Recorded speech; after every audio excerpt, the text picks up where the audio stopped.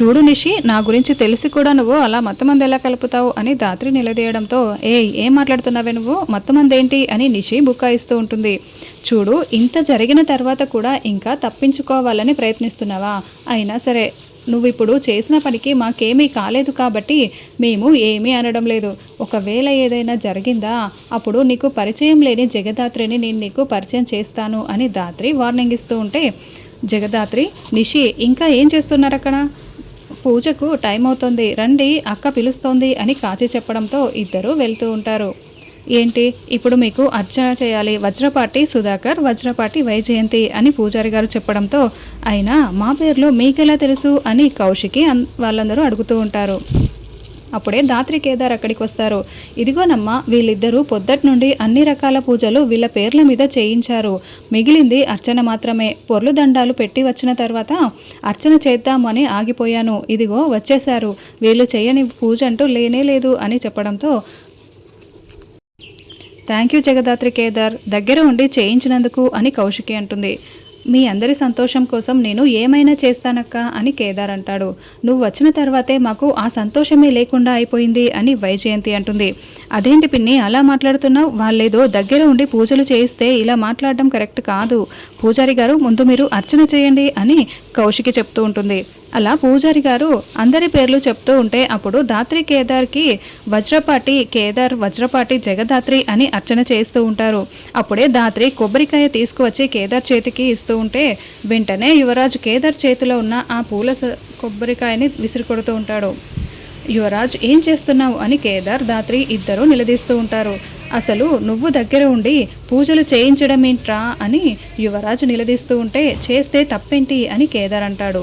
నువ్వు ఈ ఇంటి పెద్ద కొడుకు స్థానంలో ఉండి చెయ్యడానికి వీల్లేదు అని యువరాజ్ అంటూ ఉంటాడు. నాన్న కోసం నేను చేస్తే నీకేంటి, నువ్వు చేసిందే నేను చేయడానికి ఎంతోసేపు పట్టదు, కాకపోతే అందరి ముందు పరువు పోకూడదని ఆలోచిస్తున్నాను అని కేదార్ అంటాడు.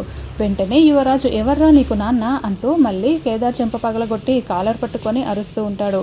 యువరాజ్, ఏంటిదంతా కూడా, అందరూ చూస్తున్నారని కూడా లేకుండా ఇలా బిహేవ్ చేస్తున్నావేంటి, వదులుతావా లేదా అని కౌశికి అరుస్తూ ఉంటుంది. ఇలా చూస్తున్నాం కాబట్టి వీడు రెచ్చిపోతున్నాడక్క అని యువరాజ్ అరుస్తూ ఉంటాడు. చూడు యువరాజ్, ఈరోజు నాన్న సంతోషంగా ఉండాలి, ఆ సంతోషానికి ఎలాంటి ఆటంకం కలగగినా కూడా నా చెయ్యి దెబ్బ రుచి నువ్వు ఇంతకు ముందు చూసావు కదా, నీ గుట్టు మొత్తం కూడా బయట పెట్టేస్తాను, నువ్వు క్రిమినల్ అని ఆధారాలతో సహా చూపిస్తాను, మర్యాదగా ఆ కొబ్బరికాయ తీసి పూల సంచిలో పెట్టి నీ చేతులతో నువ్వే ఇవ్వు, లేకుంటే నేను నిజం బయట పెట్టేస్తాను అని కేదార్ మెల్లగా వార్నింగ్ ఇవ్వడంతో ఇక యువరాజ్ కాలర్ వదిలేసి వాటిని ఎత్తి పూజారి గారి చేతికి ఇస్తూ ఉంటాడు. యువరాజ్ కేదార్ షర్టు సదిరి అలా కొబ్బరికాయ తీసి ఇవ్వడంతో, ఏంటి యువరాజ్ ఏం చేస్తున్నావు నువ్వు అని నిషి అడుగుతూ ఉంటుంది. చేస్తున్నది మంచి పని అయినప్పుడు ఏమీ మాట్లాడకూడదు నిషి అని కౌశికి, ధాత్రి చెప్తూ ఉంటారు. పూజ పూర్తవడంతో అందరూ కళ్ళకు హారతి అద్దుకుంటూ ఉంటారు. తర్వాత ఒక లేడీ ఇద్దరు రౌడీలతో మాట్లాడుతూ ఉంటుంది. రేయ్, చెప్పాను కదా బయట కంటే గుడిలోనే ఎక్కువ నగలు ఉంటాయని, మాస్కులు రెడీగా పెట్టుకోండి, నగలు కొట్టేద్దాం అని ఆ లేడీ చెప్పడంతో, అక్క దొరికిపోతే ప్రాబ్లం అయిపోతుంది, చాలామంది జనాలు ఉన్నారు కదా అని అతను అంటూ ఉంటాడు. రేయ్, వాళ్ళు భక్తులురా, వాళ్ళు భక్తిలో మునిగిపోయి ఉంటారు, నగలు పోయాయన్న విషయం కూడా వాళ్ళకి తెలీదు, ఎప్పట్లానే నేను కళ్ళల్లో కారం కొడతాను, నగలు లాక్కు వెళ్ళిపోదాము, ఒకవేళ దొరికిపోతే మనం ఏ ప్లాన్ అమలు చేయాలో మీకు తెలుసు కదా అని చెప్పడంతో, అలాగే అని వాళ్ళు అంటూ ఉంటారు. నిషి వైజయంతి దగ్గరికి వచ్చి ఆవిడ కళ్ళల్లో కారం కొట్టి వాళ్ళు చూడకముందే నగల్ని లాక్కు వెళ్తూ ఉంటుంది. వీళ్ళు కేకలు పెట్టడంతో ఏమైంది అని ధాత్రి వాళ్ళందరూ వచ్చి అడుగుతూ ఉంటారు. నగలు ఎవరో తీసుకువెళ్ళిపోయారు అని వాళ్ళు చెప్తూ ఉంటారు. మేము వాళ్ళని పట్టుకుంటాము, వీళ్ళని మీరు చూసుకోండి అని ధాత్రి కేదార్ గుడి తలుపుల్ని క్లోజ్ చేసి అక్కడ ఉన్న భక్తులకి అర్థమయ్యేలే చెప్తూ ఉంటారు. సరే, మేము ఒక్కొక్కరిని చెక్ చేసి పంపిస్తాము అని చెప్పడంతో అలాగే అని భక్తులందరూ ఒప్పుకుంటారు. అప్పుడే ఒక్కొక్కరిని చెక్ చేస్తూ పంపిస్తూ ఉంటే ఆ లేడీ నిండు నెలల గర్భిణిలాగా నటిస్తూ వస్తూ ఉంటుంది. రే, గుడి వెనుక ఇంకో దారి లేదు కాబట్టి మనం ప్లాన్ బి అమలు చేస్తున్నాం, జాగ్రత్తరా అని చెప్తూ వస్తూ ఉంటుంది. అయ్యో ఏమైందండి అని ధాత్రి కేదార్ అడగడంతో, కడుపుతో ఉందండి, నొప్పులు వచ్చినట్లున్నాయి, 9వ నెల అని పక్కనున్నతను చెప్తూ ఉంటాడు. సరే, హాస్పిటల్కి తీసుకువెళ్దాం అని ధాత్రి అంటుంది. అవసరం లేదు, బయట నా కారు ఉంది, బయటి వరకు సహాయం చేయండి అని లేడీ చెప్పడంతో అలాగే అని ధాత్రి దగ్గర ఉండి ఆవిడని తీసుకొస్తూ ఉంటుంది. నిషి వైజయంతి కళ్ళు కడుక్కొని ఇప్పుడు బాగానే ఉంది కదా అని వస్తూ ఉంటే నిషి ధాత్రి మీకు ఇప్పుడు ఎలా ఉంది అని ఓదారుస్తూ ఉంటారు. దాత్రి ఆవిడని కారు ఎక్కించగానే ఆ క్యాబ్ డ్రైవర్ ఎక్కడికి వెళ్ళాలి మేడం అని అడుగుతూ ఉంటాడు. దాత్రికి అర్థమైపోతుంది అది తన కారు కాదు అని. ఏ దిగవే అంటూ దాత్రి అక్కడ కూర్చున్న అతన్ని కేదార్ ఇద్దరు లాగుతూ ఉంటారు. వెంటనే దాత్రి ఆవిడ తలని తీసుకొని కారు కేసి కొడుతూ తల పగలగొడుతూ ఉంటుంది. ఒక్కసారి ఆవిడ పొట్టపై కొట్టగానే ఆవిడ పొట్ట దగ్గర దాచిపెట్టుకున్న నగలన్నీ కూడా కింద పడిపోతాయి. నగలు కొట్టేస్తారా, ఎంత ధైర్యం ఉంటే పారిపోవడానికి చూస్తారు అని కేదార్ దాత్రి వాళ్ళని చితగొడుతూ ఉంటారు. దాత్రి నగలన్నీ తీసుకొని చూస్తూ ఉండగానే వాళ్ళు అక్కడి నుండి పారిపోతూ ఉంటారు. అప్పుడే వైజయంతి వాళ్ళందరూ కూడా బయటికి వస్తారు. ఏమైంది జగదాత్రి అని కౌశికి అడగడంతో, వదిన వాళ్ళు మమ్మల్ని కొట్టి పారిపోతూ ఉంటే మేము నగల్ని లాక్కున్నాము, ఇవిగోండి వదిన నగలు అని దాత్రి చూపిస్తూ ఉంటుంది. మాకు కళ్ళల్లో కారం కొట్టి పారిపోతుంటే మీరు తన్నులు తింటున్నారా, వాళ్ళని 4 తగిలించకుండా అని వైజయంతి అంటుంది.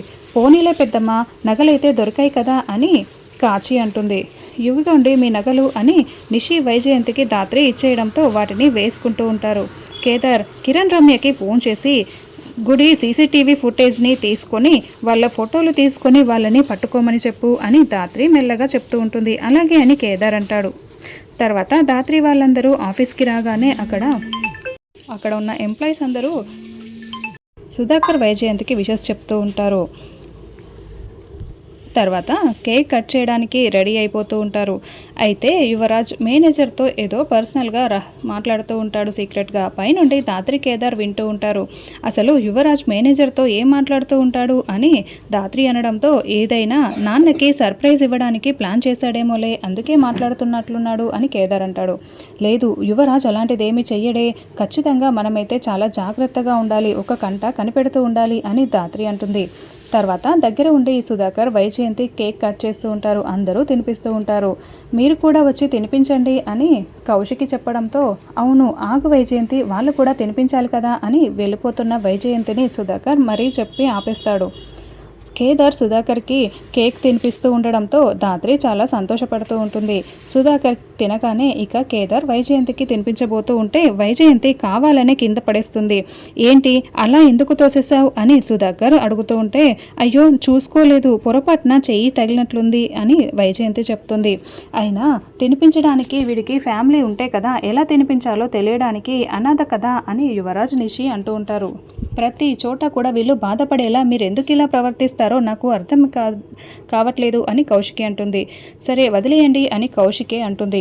ఏంటి జగదాత్రి, నువ్వేదో గిఫ్ట్ ఇవ్వడానికి తీసుకొచ్చావు కదా, ఇవ్వలేదేంటి, చేతిలోనే పట్టుకొని ఉన్నావు అని కాచి అంటే మామయ్య గారు ఎలాగో ఇంటికి వస్తారు కదా, అప్పుడు ఇద్దామని ఇవ్వలేదులే అని దాత్రి అంటుంది. అయ్యో నేను చూడలేదు జగదాత్రి, ఇప్పుడు ఇవ్వు కానివ్వు అని కౌశికి అంటుంది.